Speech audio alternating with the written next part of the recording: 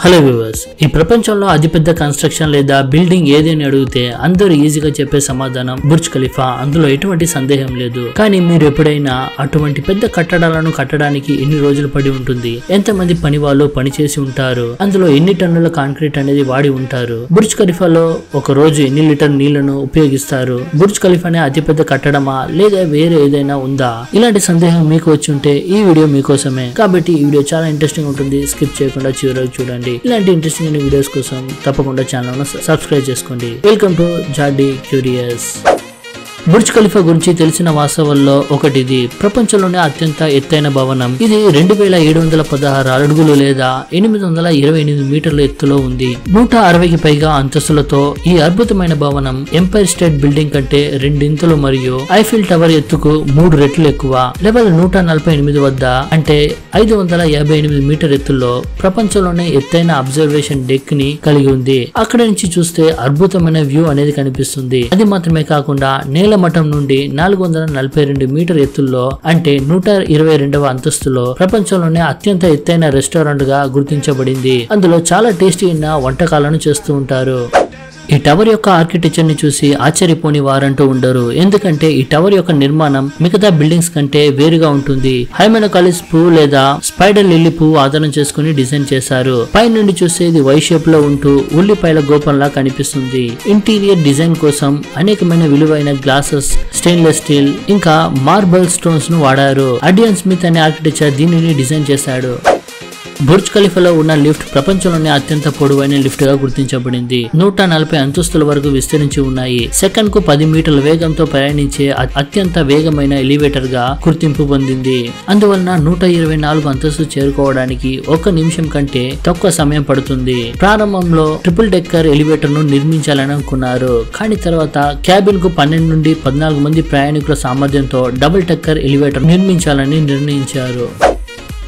Burj Khalifa గురించి గొప్ప విషయం ఏమిటంటే ప్రపంచంలోనే అత్యంత ఎత్తైన భవనంతో పాటు 6 వరల్డ్ రికార్డ్స్ కూడా ఉన్నాయి. ప్రపంచంలోనే ఎత్తైన ఫ్రీ స్టాండింగ్ స్ట్రక్చర్ గా గుర్తింపు పొందింది. ఎక్కువ గదులు ఉండే బిల్డింగ్, ఎక్కువ అంతస్తులు, ప్రపంచంలోనే ఎత్తైన అవుట్డోర్ అబ్జర్వేషన్ డెక్, అత్యంత వేగవంతమైన ఎలివేటర్. దీని నిర్మాణ సమయంలో 12,000 మంది వ్యక్తులు ఆన్ సైట్ లో పనిచేశారు. ఇది ప్రపంచ చరిత్రలో అత్యంత రద్దీగా ఉండే నిర్మాణ ప్రదేశాల్లో ఒకటిగా నిలిచింది.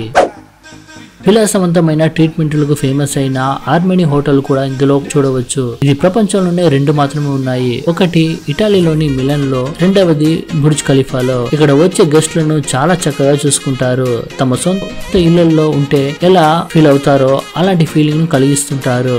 3,09,473 మీటర్ స్క్వేర్ లో ఈ బుర్జ్ ఖలీఫాను కట్టారు. 163 అంతస్తులు ఉన్న ఈ బిల్డింగ్ కు 2,957 పార్కింగ్ స్థలాలు, 900 అపార్ట్మెంట్లు మరియు 304 హోటళ్లతో నిండి ఉంది. 26,000 హ్యాండ్ కట్ గ్లాస్ ప్యానల్స్ తో తయారు చేయబడింది. ఆ ప్యానల్ వల్ల ఎనర్జీ కన్వర్షన్ కూడా జరుగుతుంటుంది. ఈ బుర్జ్ ఖలీఫా గురించి అత్యంత ఆశ్చర్యకరమైన విషయం ఏమిటంటే ఈ భారీ భవనం నిర్మాణంలో 5 A380 విమానాల బరువులకు లేదా 1,00,000 ఏనుగుల బరువు సమానమైన 3,30,000 క్యూబిక్ మెట్రికల్ కాంక్రీట్ మరియు అల్యూమినియం ఉపయోగించబడ్డాయి. అందువలన దాని నిర్మాణ సమయంలో మరియు ప్రస్తుతం స్థిరత్వంతో ఎటువంటి రాజీ లేదు. ఎందుకంటే అక్కడ శాండ్ స్టార్మ్ గాలి అనేది ఎక్కువగా వీస్తుంది. దాన్ని తట్టుకుంటూ అంత పొడవైన బిల్డింగ్ నిలవాలంటే ఎంత స్ట్రాంగ్ గా ఉండాలో మీరే ఊహించుకోండి.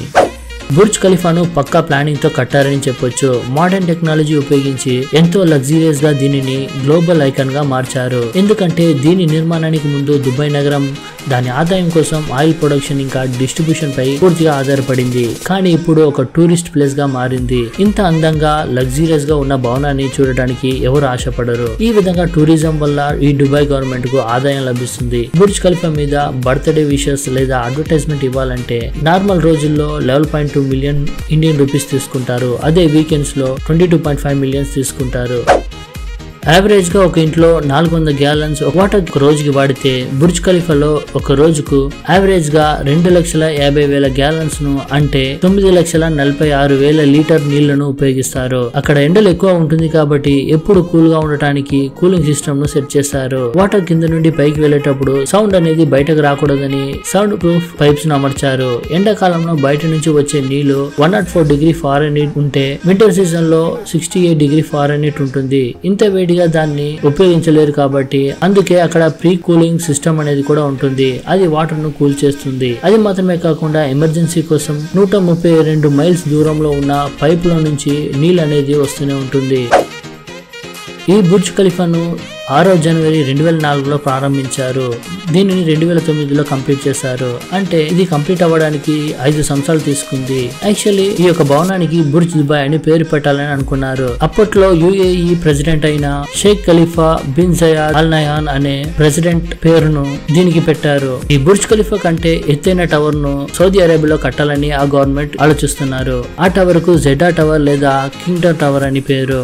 అది 1000 మీటర్ల పైగా ఉంటుందని చెప్తున్నారు. ఒకవేళ అది నిర్మాణం పూర్తి అయితే బుర్జ్ ఖలీఫా దాని ముందు చిన్నదిగా ఉంటుంది. సో వ్యూవర్స్, ఈ బుర్జ్ ఖలీఫా గురించి ఇంట్రెస్టింగ్ అయిన విషయాలు మీరు తెలుసుకున్నారు కదా. ఏ ఇంట్రెస్టింగ్ అయిన విషయాలను మీకు ఆశ్చర్యాన్ని కలిగించింది అనేది కామెంట్ లో చెప్పండి. ఇలాంటి ఇన్ఫర్మేటివ్ వీడియో కోసం ఛానల్ లో తప్పకుండా సబ్స్క్రైబ్ చేసుకోండి. మళ్ళీ ఒక ఆసమైన వీడియోతో మీ ముందుకు వస్తాను. Until then bye.